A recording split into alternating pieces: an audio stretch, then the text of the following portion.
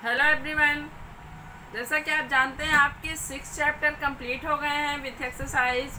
अब आपको आगे का चैप्टर पढ़ना है, लेकिन मैं आपको आगे का चैप्टर न पढ़ाते हुए आपको बता दूं कि आपके जो प्री क्वार्टरली एग्ज़ाम स्टार्ट होने वाले हैं, आपके टेस्ट होने वाले हैं, ऑनलाइन टेस्ट होंगे ये, क्योंकि आप लोग अभी स्कूल नहीं आ रहे हैं। जो इस समय रीजन चल रहा है आप सबको पता है, तो उसके लिए आपको ऑनलाइन टेस्ट देने होंगे।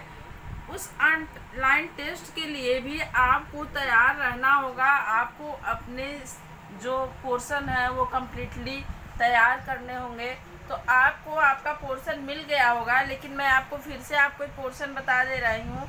आप 4 जो लेसन है शुरुआत के, यानी आपका पहला अध्याय भाषा और व्याकरण, आपका दूसरा अध्याय वर्ड विचार, तीसरा अध्याय शब्द विचार और चौथा आपका उपसर्ग और प्रत्यय या शब्द निर्माण। ये 4 लेसन से आपके क्वेश्चन आने वाले हैं। और क्वेश्चन के मैं आपको बता दूं किस टाइप के क्वेश्चन आएंगे। क्वेश्चन आपके fill in the blanks, tick the correct option, यानी मल्टीपल चॉइस क्वेश्चन, और जो होता है 1 वर्ड आंसर क्वेश्चन, इस टाइप के क्वेश्चन आएंगे आपको। और ट्रू और फॉल्स क्वेश्चन, ये 4 टाइप के क्वेश्चन आपको होंगे। तो उसके अनुसार आप अपनी तैयारी कंप्लीट रखिएगा। आपको मैंने बताया था कि आपको जो पोर्शन मिला है उसमें से आपको, जैसे आपका पहला लेसन जो है भाषा और व्याकरण, तो उसका आपको भाषा क्या है, भाषा के रूप, भाषा के अंग, लिपि, बोली, व्याकरण, ये सब तो पढ़ना ही पढ़ना है। साथ ही आपको जो मैंने एक्सरसाइज फिल करवाई है, बुक फिल करवाई है, उसको कम्प्लीटली पढ़ना है। उसके अलावा आपको डिफिनीशन जो भी बताए गए हैं या क्वेश्चन आंसर जो है वो भी पढ़ने हैं। क्योंकि आप ये कहेंगे कि इस तरह के तो क्वेश्चन आंसर आने वाले नहीं है, फिर हम लोग क्यों पढ़ें, ऐसा नहीं है।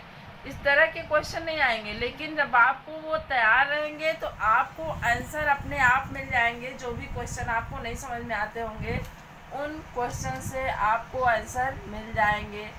कभी ये होता है जैसे आपको टिक द करेक्ट ऑप्शन ही चुनना है, आपको कोई परिभाषा दी गई है, ये किसकी परिभाषा, ये अगर पूछ देगा तो अगर आप उस डिफिनीशन को जानते रहेंगे तभी आप करेक्ट ऑप्शन पे टिक कर पाएंगे, अन्यथा आपका आंसर जो है गलत हो जाएगा। तो इसलिए आपको प्रॉपर तैयारी करनी है, जैसे आप एग्ज़ाम के लिए करते हैं। ये नहीं सोचना है कि ये तो MCQ वाले क्वेश्चन है, फिल इन द ब्लैंक्स हैं, इस तरह के क्वेश्चन है, हमको बहुत ईजिली हो जाएगा, ऐसा कुछ नहीं है। आपको तैयारी उतनी ही रखनी है। कैसे किस तरह के क्वेश्चन आएंगे आपको हर तरह से तैयार रहना है। तो आज मैं आपको अगला अध्याय 7 संज्ञा न पढ़ा करके मैं आपको थोड़ा सा first, second, third, fourth lesson को रिवाइज करवा देती हूँ। उसके अनुसार आप अपनी तैयारी करिएगा। तो देखिए, आपका पहला चैप्टर भाषा और व्याकरण है। तो इसमें आपको सबसे पहला जो दिया, भाषा क्या है, आप अच्छी तरह जानते हैं। भाषा हमारे भावों और विचारों को एक दूसरे के समक्ष प्रकट करने का या एक दूसरे से आदान प्रदान करने का साधन है। आप भाषा के बारे में जान गए हैं। भाषा के रूप आप जानते हैं, मौखिक, लिखित। एक सांकेतिक भाषा का भी वर्णन मिलता है, लेकिन वो बहुत महत्वपूर्ण नहीं है। लेकिन आपके बुक में तीनों भाषाओं का प्रॉपर वर्णन है, लिखित, मौखिक और सांकेतिक। तो अगर आपके ऑप्शन में ऐसा क्वेश्चन पूछता है भाषा के कितने रूप होते हैं, उसमें अगर 3 दिया है ऑप्शन में, तो आप 3 पे ही टिक करेंगे, क्योंकि आपकी बुक के क्वेश्चन ही मान्य होते हैं एग्जाम में। लेकिन मैं आपकी जानकारी के लिए बता दूं कि भाषा के मुख्यतः 2 रूप ही माने गए हैं, जिनको वैज्ञानिक रूप दिया जा सकता है। सांकेतिक रूप का कोई भी वैज्ञानिक पहलू नहीं है। तो ये हो गया। फिर आपको भाषा के अंग क्या है, वाक्य है, शब्द है और मूलध्वनि यानी वर्ण है। ये भाषा के 3 अंग हैं। वर्णों के मेल से शब्द बनते हैं, शब्दों के मेल से वाक्य बनते हैं। ये हो गया आपका भाषा का। अब लिपि क्या है, लिपि हम प्रत्येक भाषा को, जो प्रत्येक भाषा की अपनी लिपि होती है आप जानते ही हैं, और प्रत्येक भाषा को हमें लिखने के लिए या उन ध्वनियों को अंकित करने के लिए कुछ चिन्हों की आवश्यकता होती है। जिसे लिपि कहते हैं। भारत की लिपि जो है वह देवनागरी लिपि है। हमारी राष्ट्रभाषा क्या है ये आप जानते ही हैं, हमारी राष्ट्रभाषा हिंदी है। ये सब आपको जितने पॉइंट्स मैं बता रही हूँ एकदम आपको वो लर्न होने चाहिए, एकदम पॉइंट टू पॉइंट आपको लर्न होने चाहिए। हमारी भाषा राष्ट्रीय भाषा हिंदी है, हमारी राजकीय भाषा हिंदी है, ये आपको पता होगा। हमारे देश में 22 भाषाओं को मान्यता दी गई है और 14 सितंबर को हम हिंदी दिवस मनाते हैं, क्योंकि इसी दिन 14 सितंबर को ही हिंदी को राष्ट्रीय भाषा घोषित किया गया था। ये सब आपको जानना जरूरी है। इसके अलावा आप व्याकरण क्या है ये भी आपको जानना है कि व्याकरण वह शास्त्र है जिसके द्वारा हमें भाषा के रूप का, भाषा के जो सही रूप का, शुद्ध रूप का ज्ञान होता है वही व्याकरण होता है। शुद्ध रूप से लिखना, शुद्ध रूप से बोलना और भाषा को शुद्ध रूप से समझना, वाक्य बनाना, मतलब भाषा की जो शुद्धता है वो हम व्याकरण के द्वारा ही सीखते हैं। अतः व्याकरण वह शास्त्र है जिसके द्वारा हमें भाषा के शुद्ध रूप का ज्ञान होता है। और व्याकरण के 3 भाग होते हैं, जैसे शब्द के 3 भाग हो गए, वही वाक्य व्याकरण के भी 3 भाग हैं, वर्ण विचार, शब्द विचार, वाक्य विचार। और वहाँ क्या था, भाषा के अंग में वर्ण, शब्द, वाक्य, ये 3 अंग थे। और यहाँ उसमें आप विचार ऐड कर देंगे। व्याकरण के 3 भाग होते हैं, वर्ण विचार, शब्द विचार, वाक्य विचार। ये आपका पहला लेसन है। इसके अलावा आपको ये भी पढ़ना है कि कौन सी भाषा किस लिपि में लिखी जाती है। तो हमारी हिंदी जो है वह जो है देवनागरी लिपि में लिखी जाती है, पंजाबी गुरमुखी लिपि में लिखी जाती है, तमिल की लिपि तमिल ही है। इस तरह से आपको कई भाषाओं की लिपियाँ जो भी मैंने पढ़ाया था आपको या आपके बुक में होगा, उसको आप नोट कर लीजिएगा, लर्न कर लीजिएगा। उर्दू की लिपि फारसी है, अंग्रेजी की लिपि रोमन है, जर्मन भाषा की लिपि जर्मन है, वो रोमन है। इस तरह से आपको जो मेन भाषाएं हैं उनकी लिपियों का नॉलेज आपको आवश्यक है। लिपि क्या है ये मैंने आपको बता ही दिया है, मैंने आपको पूरा पढ़ा दिया है, ये तो मैं रिवीजन के लिए आपको बता रही हूँ। इसके अलावा आपने जो एक्सरसाइज किया है, मैंने पूरा फिल करवाया आपको एक्सरसाइज, इसको आप अच्छी प्रकार से पढ़ लीजिएगा और उसके क्वेश्चन आंसर भी पढ़ लीजिएगा। तो ये आपका फर्स्ट लेसन हो गया। आपका दूसरा लेसन है वर्ड विचार। तो वर्ड विचार में भी जो आपको मैंने पोर्शन बताए हैं या जो आपको मैंने फॉर्मेट बताया है पेपर का, सही विकल्प पर सही का निशान लगाइए। और इसके अलावा जो क्वेश्चन है रिक्त स्थानों की पूर्ति है और क्वेश्चन आंसर है। क्वेश्चन आंसर कैसे होंगे, 1 वर्ड तो आंसर होंगे। जैसे कि कोई भी आपका क्वेश्चन जो भी रहेगा उसका आंसर, क्वेश्चन कितना भी बड़ा, उसका आंसर आपको 1 वर्ड में देना होगा। एक शब्द में आपको आंसर लिखने होंगे। भाषा के कितने रूप हैं, तो आपको बस लिखना है भाषा के 3 रूप हैं, मौखिक, लिखित और सांकेतिक। ये आपको नहीं लिखना है, बस एक वर्ड में या एक शब्द में आपको आंसर देना है। तो आपको बस इतना ही लिखना है कि भाषा के 3 रूप हैं, या 3 ही आपको लिखना रहेगा। आपको जब पेपर होगा, ऑनलाइन पेपर होगा, तो उसके हिसाब से जैसे आप और पेपर देंगे उसी के अनुसार सब में सेम ही रहेगा जो है। उसके बाद हम वर्ड विचार पे आ गए थे। वर्ड विचार किसे कहते हैं, तो वर्ड किसको कहते हैं, वर्ड अक्षर को कहते हैं। वर्ड को अक्षर भी कहा जाता है, ध्वनि भी कहा जाता है। तो अगर आपसे पूछा जाए भाषा की सबसे छोटी इकाई क्या है, तो भाषा की सबसे छोटी इकाई वर्ड होती है, तो आपका आंसर होगा वर्ण। अगर आपसे क्वेश्चन आंसर पूछा जाता है तो आपको इस प्रकार लिखना पड़ता है कि वर्ड किसे कहते हैं। फिर आप लिखते कि भाषा की वह सबसे छोटी से छोटी इकाई जिसके खंड नहीं किए जा सकते, सार्थक खंड नहीं किए जा सकते, वह वर्ण कहलाते हैं। लेकिन यहाँ आपको सिर्फ जब आपको डिफिनीशन याद होगा तो आप इस तरह से भी आसानी से इजी तरीके से आंसर कर सकेंगे। और इसके बाद वर्ड कितने होते हैं, हिंदी वर्णमाला में कुल कितने वर्ण है ये भी आपको जानना है। हिंदी वर्णमाला में स्वर कितने हैं, व्यंजन कितने हैं, स्वरों की संख्या कितनी है। स्वरों की संख्या आपकी 11 है, आप जानते हैं, और 11, और व्यंजनों की संख्या कितनी है, 33।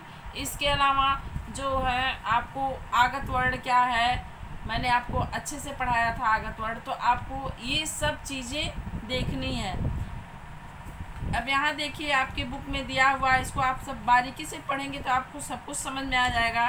वर्ण वह छोटी से छोटी मूलध्वनि जिसके खंड नहीं किए जा सकते वर्ण या अक्षर कहलाते हैं, जैसे अ, क, ख, ग। यहाँ आपको एग्जाम्पल के साथ दिया हुआ है, आपको पढ़ने की सिर्फ आवश्यकता है। इसी तरह से देखिए अभी मैंने आपको बताया वर्णमाला, वर्णों के क्रमबद्ध समूह को वर्णमाला कहते हैं। हिंदी वर्णमाला में 52 वर्ण होते हैं। यहाँ देखिए साफ साफ लिखा है 52 वर्ण होते हैं। तो 52 वर्ण कैसे होते हैं, हिंदी वर्णमाला 2 प्रकार के वर्ण होते हैं, ये भी यहाँ पे दिया गया है, स्वर और व्यंजन। तो स्वर क्या है, जिनसे मात्रा बनती है, जो आ उ ए होते हैं, यही आपके स्वर होते हैं। इसके बारे में आप जानते ही हैं कि जिन वर्णों का उच्चारण में किसी दूसरे वर्ण की सहायता नहीं लेनी पड़ती है उन्हें स्वर कहते हैं। अगर आपको यही क्वेश्चन उलट के दे दिया कि स्वर वर्णों का उच्चारण किसकी सहायता से होती है, तो आप जब जानेंगे कि किसी की सहायता से नहीं स्वर होती है स्वर वर्णों का उच्चारण, तो अगर आपके ऑप्शन में लिखा है कि किसी की नहीं, तो आप उस पर टिक करेंगे, नहीं तो आप कंफ्यूज होंगे कि किसकी सहायता से स्वर वर्णों का उच्चारण होता है। व्यंजन वर्णों का उच्चारण स्वर की सहायता से होता है, ये आपके दिमाग में अपने रखना है।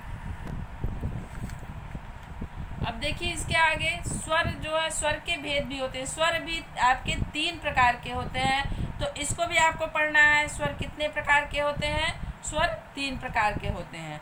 कौन कौन से स्वर होते हैं, हर्ष स्वर होते हैं, दीर्घ स्वर होते हैं, प्लुत स्वर होते हैं।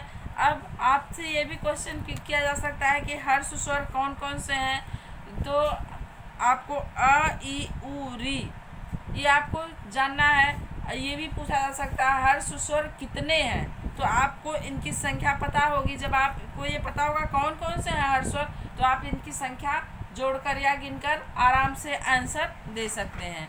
फिर है आपका दीर्घ स्वर, तो जिन वर्णों का उच्चारण में हर्ष स्वर का दुगना समय लगता है, ये भी आपका क्वेश्चन एक बन सकता है कि दीर्घ स्वर किसे कहते हैं, या दीर्घ स्वर का मान लीजिए पूरा डिफिनीशन ही दिया है, स्वरों के हर्ष स्वरों का दुगना समय किन स्वरों में लगता है, तो आपका आंसर हो जाएगा दीर्घ स्वर। इस तरह से आपको तैयारी करनी है अपनी।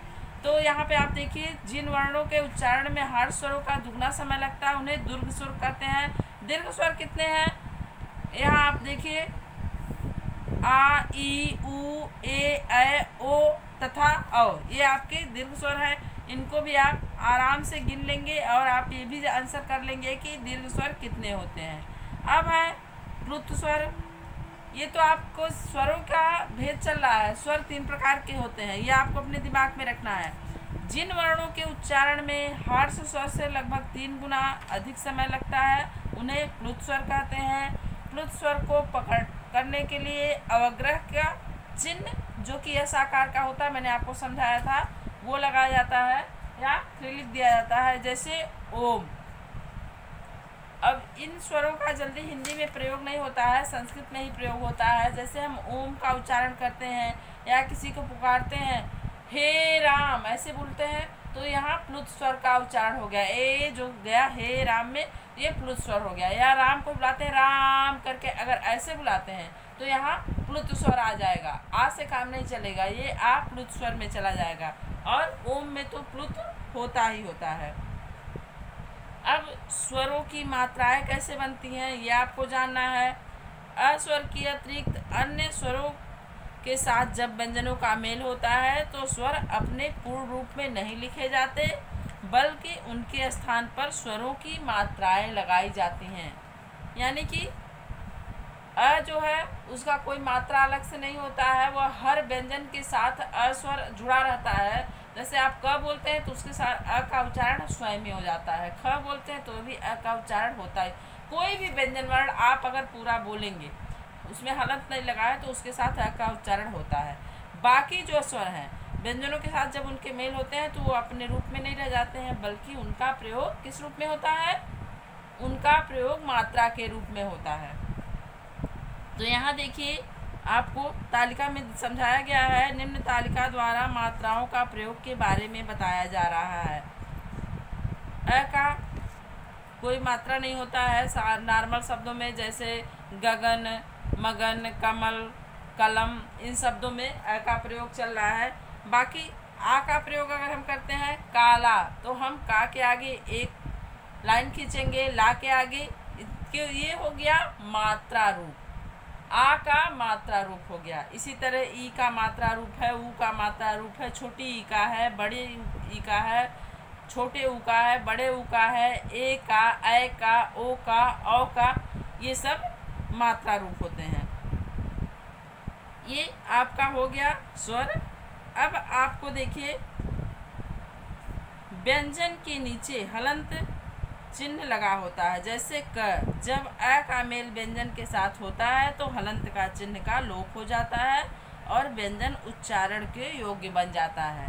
क्यों उच्चारण के योग्य बन जाता है? क्योंकि बिना स्वर की सहायता से हम व्यंजन का उच्चारण ठीक तरीके से नहीं कर सकते हैं। और उसके बाद आपका आ गया अयोगवाह। अब आप कहेंगे कि अयोग क्या है? हम तो स्वर व्यंजन यही दो जानते हैं, लेकिन स्वर व्यंजन के अलावा अयोगवाह भी होता है। अयोगवाह क्या है? अयोगवाह में आपके अनुस्वार, अनुनासिक और विसर्ग ये आते हैं। ये अयोगवाह भी आपका स्वर में ही आता है।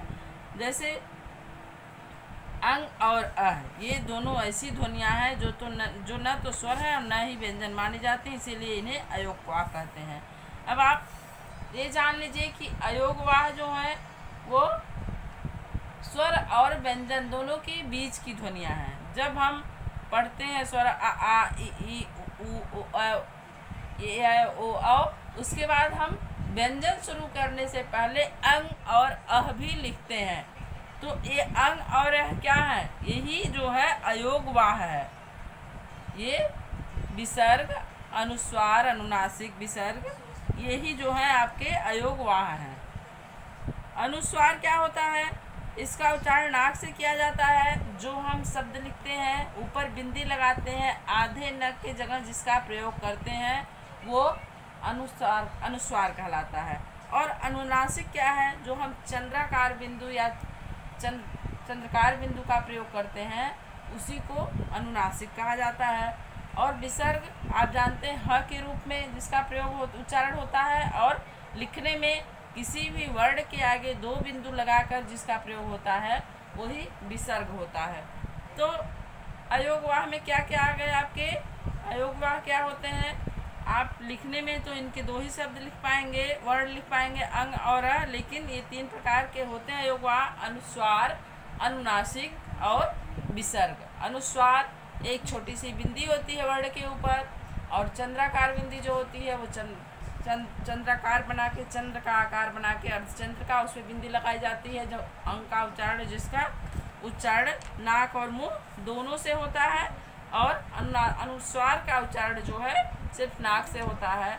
अब जो है जितने व्यंजन वर्ण हैं सभी पांचों वर्गों के पंचमाक्षर जो होते हैं, जैसे अंग, अण, न, इनका प्रयोग भी हम अनुनासिक के रूप में करने, अनुस्वार के रूप में करने लगे हैं।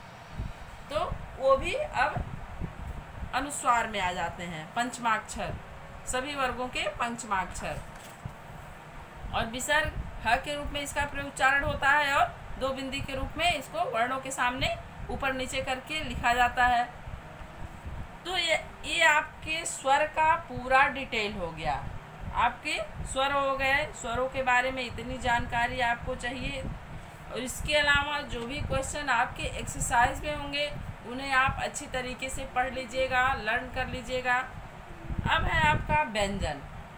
वर्ण विचार में मुख्य रूप से दो ही पार्ट वर्ण में होते हैं, स्वर और व्यंजन। तो ये इतनी बातें जितनी मैंने आपको बताई, व्यंजन किस, स्वर, वर्ण किसे कहते हैं, ये तो एक अलग बात थी। फिर स्वर क्या है, स्वर के भेद कौन कौन से हैं, स्वरों की मात्राएं कैसे बनती हैं। अब उसके बाद आ गया, ये न स्वर में आता है न व्यंजन में, ये स्वर के बाद और व्यंजन के पहले की चीज़ है अयोगवाह, जिसमें ये 3 चीज़ें आ गई, अनुस्वार, अनुनासिक और विसर्ग। ये आपके अयोगवाह होते हैं।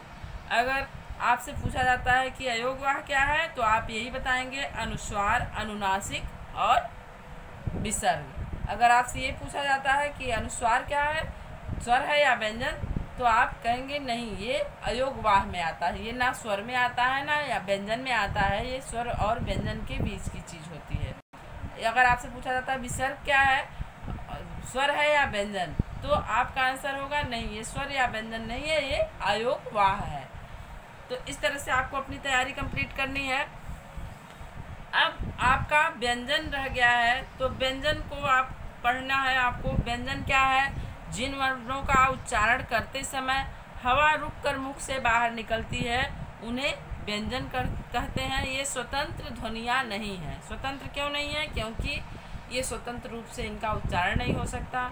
इनके उच्चारण के लिए हमें स्वरों की सहायता लेनी पड़ती है, स्वरों की आवश्यकता होती है, यानी स्वरों की सहायता की ज़रूरत हमें पड़ती है। किसके उच्चारण में, व्यंजन के उच्चारण में। स्वतंत्र रूप से हम व्यंजन का उच्चारण नहीं कर सकते, इसीलिए कहा जाता है कि ये स्वतंत्र ध्वनियाँ नहीं है। व्यंजन जो है वो स्वतंत्र ध्वनियाँ नहीं है। इनकी संख्या 39 है। ये निम्नलिखित है, जैसे ये देखिए, क वर्ग में क ख ग घ अंग, फिर है च वर्ग में ये 5 अक्षर 4 वर्ग में है, तो ये 25 हो गए। ये 25 वर्ण क्या है, स्पर्श व्यंजन। अब आपसे अगर क्वेश्चन किया जाता है स्पर्श व्यंजन कितने हैं, तो आपका आंसर क्या होगा, 25। और आप ये ध्यान दीजिए, क वर्ग से लेके प वर्ग तक, यानी क से म तक जो 25 वर्ण हैं, ये स्पर्श व्यंजन में आते हैं। इसके बाद ये 4 जो है, य र ल व, ये अंतस्थ व्यंजन में आते हैं। फिर है स ख स ह, ये किस में आते हैं, ये आपके ऊष्म व्यंजन में आते हैं। स ख स ह, ये आपके ऊष्म व्यंजन हो गए, ये भी 4 हैं। 4 अंतस्थ व्यंजन, 4 ऊष्म व्यंजन। फिर छ त्र ज्ञ स्र, ये क्या है, ये संयुक्त व्यंजन है। क्यों संयुक्त व्यंजन है, क्योंकि 2 वर्ण आपस में के मेल हुआ है। जब 2 वर्ण संयुक्त रूप से सामने आए हैं, तब आपका ये संयुक्त व्यंजन बना है। जैसे छ है तो क और ये षटकोण वाले स के मेल से ये छ बनता है, त और र के मेल से ये त्र बनता है, ज और य के मेल से ये ज्ञा बनता है, और स और र के मेल से स्र बनता है। इसकी अतिरिक्त आवश्यकता अनुसार 2 और व्यंजन जोड़ लिए गए हैं हमारे व्यंजनों में, जिनको हम अतिरिक्त वर्ण कहते हैं, ढ और ढ। ये मैंने आपको बहुत अच्छे से पढ़ाया था। इससे मैंने शब्द भी बनवाए थे आपसे, ढ से कुछ शब्द, ड़ से कुछ शब्द मैंने आपको बताए थे कि इनका प्रयोग कैसे हुआ, क्यों हमको इनकी आवश्यकता पड़ी, इनकी आवश्यकता के अनुसार इनका निर्माण हुआ। और ये जो नुक्ता इनके नीचे ड और ढ के नीचे लगाकर ढ और ढ, ये 2 अतिरिक्त वर्ण हमारे व्यंजन वर्णों में जोड़े गए हैं। तो ये 25 हो गए। उसके अलावा ये अंतस्थ 4, फिर ऊष्म 4, फिर संयुक्त व्यंजन 4, तो ये कितने हो गए, 12 हो गए आपके पूरे। और फिर ये 2 अतिरिक्त व्यंजन, तो ये 14 आपके हो गए। 14 व्यंजन ये हो गए, 25 ये हो गए। समझ में आ रहा है।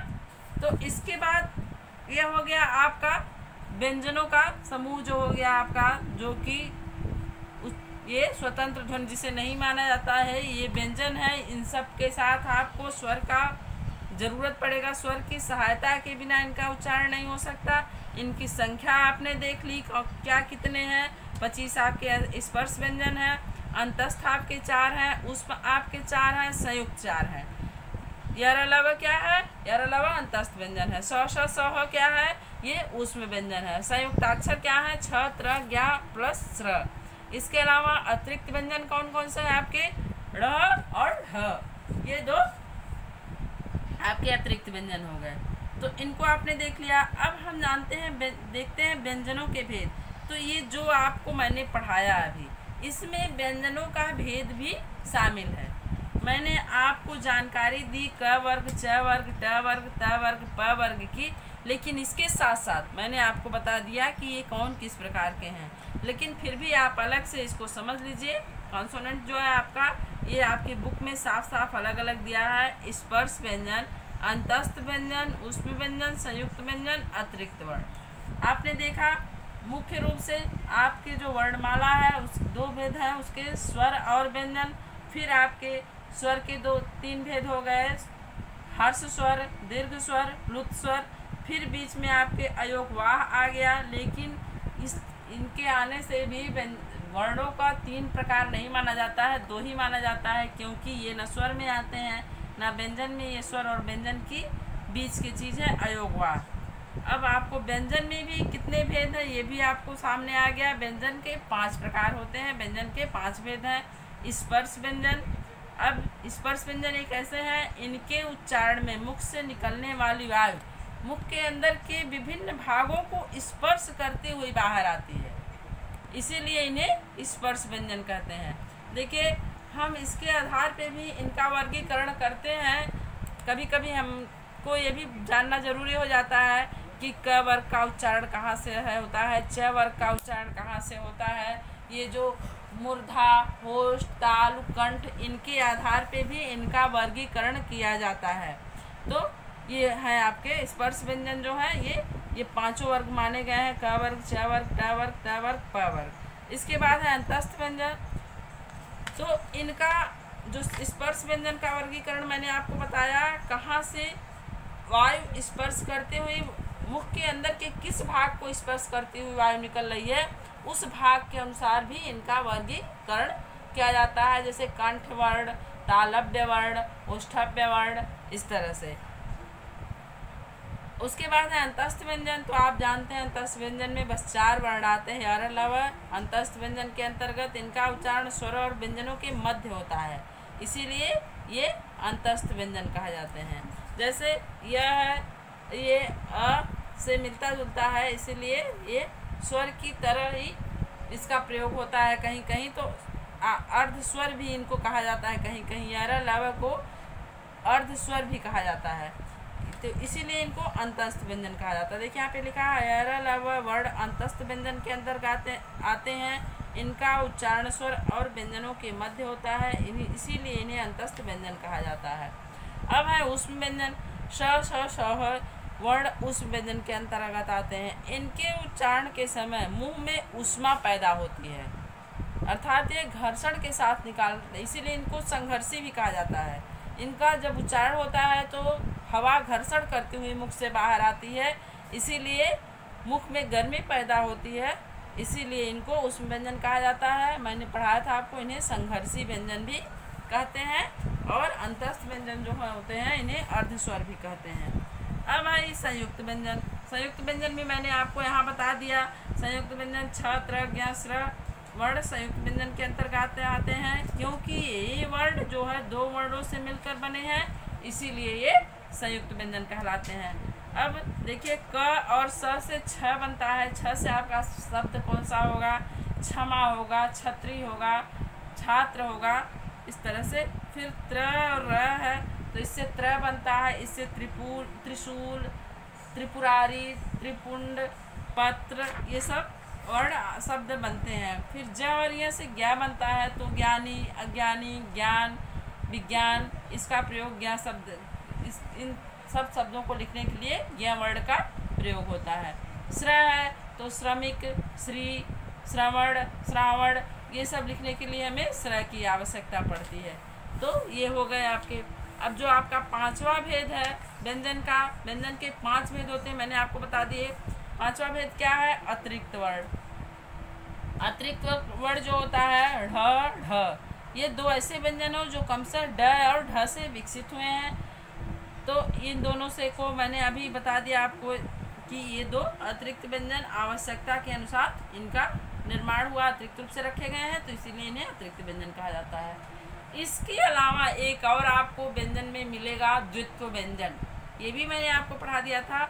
जब दो समान व्यंजन ध्वनियाँ आपस में मिलती हैं तब उन्हें द्वित्व व्यंजन कहते हैं। ये दो समान ध्वनियाँ कैसे होती हैं? सस्वर और बिना स्वर के।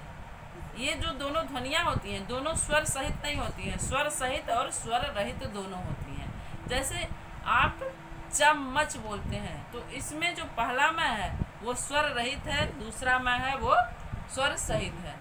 पक्का आप बोलते हैं तो पहला का आपका स्वर रहित है, दूसरा का स्वर सहित है। यानी कोई भी दो समान ध्वनियाँ स्वर सहित और स्वर रहित दोनों रूपों में जब एक साथ मौजूद रहती हैं तो उन्हें द्वित्व व्यंजन कहते हैं। अब ये द्वित्व व्यंजन भी आपका हो गया। तो ये आपने पांचों भेद पढ़ लिए व्यंजन के। स्वर के आपने 3 भेद पढ़ लिए। अयोगवाह आपने पढ़ लिया। अयोगवाह क्या होता है? अयोगवाह यानी अनुस्वार, अनुनासिक, विसर्ग। उसके बाद है ये देखिए विशेष देख लीजिए, सभी व्यंजन वर्णों में बस अस्वर मिला रहता है। आपको मैंने मात्रा पढ़ाते समय बताया कि अ की कोई अपनी मात्रा नहीं होती है, बल्कि ये सभी व्यंजन वर्ण के साथ लिखा रहता है या उच्चारण किया जाता है। अगर अस्वर किसी व्यंजन वर्ण के नीचे नहीं मिला है तो उसके नीचे हलंत का प्रयोग होता है। जब आप वर्ण विच्छेद करते हैं तो जब आप व्यंजन वर्ण लिखते हैं तो उसके नीचे आप हलंत लगाते हैं। क्यों? क्योंकि अ उससे अलग हो गया रहता है। वर्ण विच्छेद में अ को आप अलग कर देते हैं या जो मात्रा रहती है उसको, जो भी स्वर रहता है उसको अलग कर देते हैं तो उसके नीचे हलंत लग जाता है। अन्यथा कोई भी नॉर्मल स्वर आप उच्चारण करेंगे तो उसके साथ अ का प्रयोग होगा, जो भी आप व्यंजन वर्ण सीधे सीधे बोलेंगे तो। अब देखिए वर्णों का उच्चारण स्थान अभी मैंने आपको बताया कि इनका उच्चारण स्थान के आधार पे भी वर्गीकरण किया जाता है। तो यहाँ देखिए अ, आ, क, ख, ग, घ, अंग, ह, ये क्या है? कंठ वर्ण है, क्योंकि इनका उच्चारण स्थान कंठ है। यानी कि इनके उच्चारण में हवा जो है कंठ को स्पर्श करते हुए निकलती है। ई, च, छ, ज, झ, इया, य, स, ये तालु से स्पर्श करते हुए इनको वायु निकलती है तो ये तालव्य वर्ण हो गए। री, ट, ठ, ड, ढ, ड़, र, श, ये मूर्धा से निकलते हैं। इस पर इसकी मूर्धा से नहीं निकलते हैं, स्वर तो कंठ से ही निकलते हैं, लेकिन जो वायु होती है हमारे मुंह में इनको स्पर्शी व्यंजन क्यों कहते हैं? क्योंकि वायु मुख के भीतर विभिन्न अंगों को स्पर्श करती हुई निकलती है। तो इसके समय मूर्धा को स्पर्श करती हुई इनके उच्चारण के समय हमारे मुख के भीतर से वायु निकलती है तो ये मूर्धन्य वर्ण कहे जाते हैं। अब दंत वर्ण देखिए, त, थ, द, ध, न, ल, स, यानी त वर्ण पूरा और ल और स, ये क्या है? दंत वर्ण है, तो इनको दंत वर्ण कहा जाता है। अब देखिए स्वर में उ और उ, उसके अलावा प वर्ण पूरा, प, फ, ब, भ, म, प वर्ग पूरा ये ओष्ठ वर्ण है, क्योंकि इनके उच्चारण में हवा जो है ओठों को स्पर्श करती हुई बाहर आती है। हमारे भीतर से जो वायु होती है प्राण वायु, जिनके आधार पर हम वर्णों को अल्प प्राण महाप्राण के वर्गीकरण में रखते हैं, वो वायु जो होती है वो हमारे ओठों को स्पर्श करते हुए बाहर आती है तो इनको ओष्ठ वर्ण कहते हैं। अब है आपका ड़, ङ, इया, ड़, न, म। आपको मैंने बताया जो पंचमाक्षर हैं सभी वर्गों के, इनको भी अनुस्वार में रखा गया है। क्यों? क्योंकि इनका भी उच्चारण स्थान नासिका है और इन्हें नासिक के व्यंजन भी कहते हैं।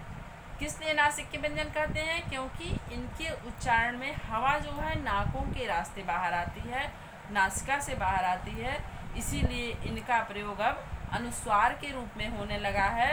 इनको हम पूरा नहीं लिखते हैं, अनुस्वार के रूप में लिखते हैं जो पंचम वर्ण है आपके, तो ये नासिका है, नासिक के हैं। अब है आपका ए, ऐ, ये कंठ तालु है। कंठ तालव्य इनको बोलते हैं क्योंकि इनके उच्चारण में हवा कंठ और तालु दोनों को स्पर्श करती हुई बाहर आती है।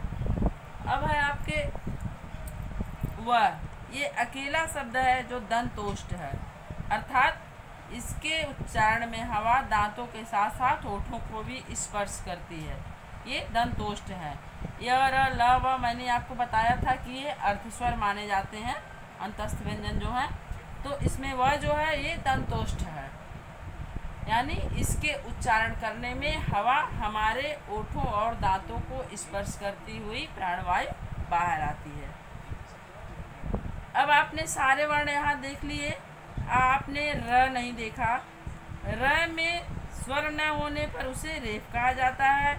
इस दशा में र अपने वर्ण अगले वर्ण के ऊपर के रूप में प्रयुक्त होता है। यहाँ र के बारे में आपको बताया जा रहा है, र का प्रयोग किस किस रूप में होता है।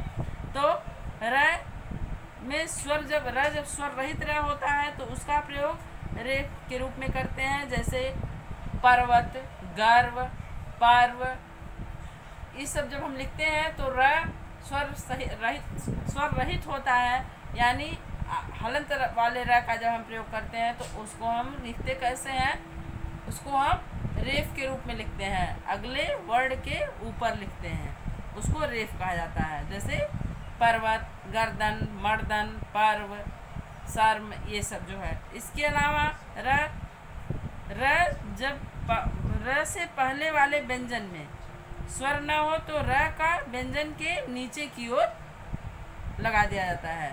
इस प्रकार लगा दिया जाता है, जैसे प्रकट, प्राण, क्रम, चक्र, वक्र, ये सब हम लिखते हैं।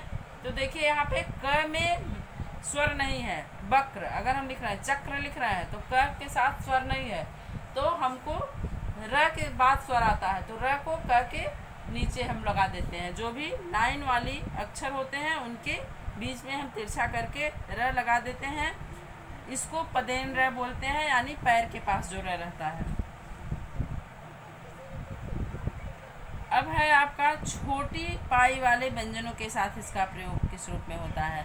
र का एक तीसरा प्रयोग भी होता है, जो कि जो छोटी पाई वाले अक्षर होते हैं, अर्थात जिनके नीचे तक लाइन नहीं गई होती है, जैसे ट है, ड है, ये ऊपर ही छोटी सी पाई होती है, नीचे पाई नहीं होती है, जहाँ से हम पदेन र लगा सकें, तो हम इसका प्रयोग ट्रायंगल शेप में करते हैं। जैसे ट्रक, ड्रम, पेट्रोल, इन शब्दों को लिखने के लिए हमें इस र का प्रयोग करना पड़ता है। त और स के साथ र का प्रयोग अन्य रूप में होता है, जैसे त के साथ त के बीच में लिखते हैं, त्र हो जाता है, और स के साथ जब लिखते हैं र तो हम स्र, यानी अलग वर्ण का निर्माण हो जाता है, वो जिसे श्रम, श्रमिक, परिश्रम, ये सब लिखने के लिए। तो ये आपका दोनों चैप्टर फर्स्ट और सेकेंड, वर्ण विचार, भाषा और व्याकरण, ये आपका दोनों चैप्टर रिवाइज हो चुका है अच्छे से। इसके अलावा आपको एक्सरसाइज मैंने पूरी फिल करवाई है, ये आपको पढ़ना है। मैंने क्वेश्चन के आंसर टिक करवाए थे, आपने अपनी फेयर कॉपी में लिख लिया होगा, वो आपको पढ़ना है। यानी मात्र 4 चैप्टर आपको पढ़ने हैं, वो आप अच्छे से आधे घंटे में रिवाइज कर सकते हैं। मैंने आपको पूरा रिवीजन करवा दिया है। अब जो है आप यहाँ देख लीजिए, हमने सीखा ये दोनों लेसन का आपको देखना है। जैसे फर्स्ट लेसन में देखिए आपके भाषा एक ऐसा माध्यम है जिससे मनुष्य सार्थक शब्दों द्वारा अपने भाव, विचारों अथवा संदेशों को दूसरे के समक्ष अभिव्यक्त करता है अथवा उनसे प्राप्त करता है। ये आपको पढ़ना बहुत ज़रूरी रहता है, क्योंकि इसमें पूरे चैप्टर का निचोड़ होता है। फिर है भाषा के 3 रूप होते हैं, मौखिक रूप, लिखित रूप, सांकेतिक रूप। फिर है भाषा वाक्यों से बनती है, वाक्य शब्द से और शब्द मूल ध्वनियों से बनते हैं। फिर है व्याकरण, वह शास्त्र है जिसके द्वारा भाषा का शुद्ध ज्ञान होता है। फिर है व्याकरण के 3 भाग हैं, वर्ण विचार, शब्द विचार, वाक्य विचार। इसके बाद आपको ये सेकंड लेसन आप देखिए, वर्ण से को ध्वनि या अक्षर भी कहा जाता है। वर्ण भाषा की सबसे छोटी इकाई होती है। वर्णों के क्रमबद्ध समूह को वर्णमाला कहते हैं। हिंदी वर्णमाला में 2 प्रकार के वर्ण होते हैं। कौन कौन से? स्वर और व्यंजन। व्यंजन के नीचे हलंत लगा होता है, यानी जो व्यंजन स्वर के साथ नहीं होता उसके नीचे हलंत लगा होता है। जिन वर्णों के उच्चारण में किसी दूसरे वर्ण की सहायता नहीं लेनी पड़ती है उन्हें स्वर कहते हैं। जिन वर्णों का उच्चारण करते समय हवा रुककर मुंह से बाहर निकलती है, यानी स्वर की सहायता उनको लेनी पड़ती है, जिनके उच्चारण में स्वर की सहायता की आवश्यकता होती है, वो व्यंजन कहलाते हैं। यहाँ आपका चार्ट में दिया है, जिन वर्णों के उच्चारण करते समय हवा रुककर मुंह से बाहर निकलती है उन्हें व्यंजन कहते हैं। तो ये 2 चैप्टर आपके कंप्लीट हो गए। एक बार और इसको रिवीजन कर लीजिएगा। नेक्स्ट वीडियो में मैं आगे के दोनों चैप्टर का रिवीजन करवा दूंगी। अगर हो पाएगा, नहीं हो पाएगा तो एक चैप्टर का 2 में करवा दूंगी और आपका पूरी तरह से ये चैप्टर कंप्लीट हो जाएगा। आप रिवाइज जरूर करिएगा। वैसे जहाँ तक मुझे लगता है कि आपको बहुत अच्छे से तैयार हो गया होगा। अगर आपने ध्यान से वीडियो को देखा होगा, मन लगा के पढ़ा होगा, तो आपका अच्छे से तैयार हो गया होगा। आपको बस एक बार एग्ज़ाम के समय देखने की आवश्यकता होगी कि हमने क्या पढ़ा। जैसे आपके बुक के बाद होता है हमने सीखा, एक निचोड़ होता है चैप्टर का, उसी तरह से आपको ये देखना है कि हमने क्या पढ़ा है, हमको एग्ज़ाम में कहाँ से आंसर देने हैं। बस आपको ये देखने की ज़रूरत है। मैंने 2 बार आपको रिवीजन में भी पूरा एक्सप्लेन कर दिया है, थोड़ा शार्ट करते हुए, और मैंने पढ़ाते समय भी बहुत अच्छे से एक्सप्लेन किया था। मैंने आपको एक्सरसाइज भी करवा दी है। एक्सरसाइज आप एक बार देख लेंगे, आपको करने में ही पूरा तैयार हो गया होगा, क्योंकि मैंने बता के आपको अच्छे से समझा के एक्सप्लेन किया था। अब एक बार और आपको पढ़ने की आवश्यकता है। ये दोनों चैप्टर आपका कंप्लीट हो गया। Thank you, have a great day.